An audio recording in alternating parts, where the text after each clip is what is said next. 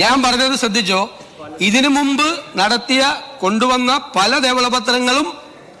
ധവളപത്രങ്ങളും അല്ലല്ല, നോക്കിക്കോ, it's on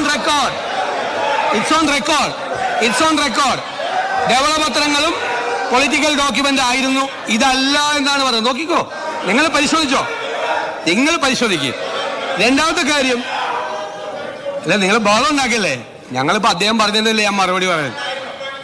നിങ്ങള് അതുകൊണ്ടെന്താ കുഴപ്പം? നിങ്ങള് ഇതിനു മുൻപ് ഇങ്ങനെയാണ് ചെയ്തത്, അതുകൊണ്ട് നിങ്ങളും ഇങ്ങനെ ചെയ്യണം.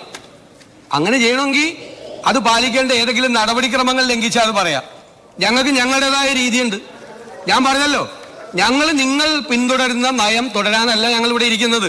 ഞങ്ങളെ ജനങ്ങൾ ഇവിടെ ഇരുത്തിയിരിക്കുന്നത് അതിനല്ല. ആ നയങ്ങൾക്ക് മാറ്റമുണ്ടാകണം, ആ സമീപനങ്ങൾക്ക് മാറ്റമുണ്ടാകണം. അതിനാണ് നിങ്ങളെ പരാജയപ്പെടുത്തി ഞങ്ങളെ വിജയിപ്പിച്ച് ഞങ്ങളെ ഈ കസേരകളിൽ ഇരുത്തിയിരിക്കുന്നത്.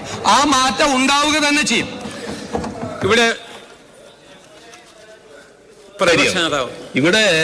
നടപടിക്രമങ്ങളുടെ ലംഘനം ഉണ്ടാകരുത് എന്നുള്ളതാണ് ഞങ്ങൾ ഉദ്ദേശിച്ചത്. ആ നടപടിക്രമങ്ങളുടെ ലംഘനം പൂർണ്ണമായിട്ടുണ്ടായിരിക്കുന്നു.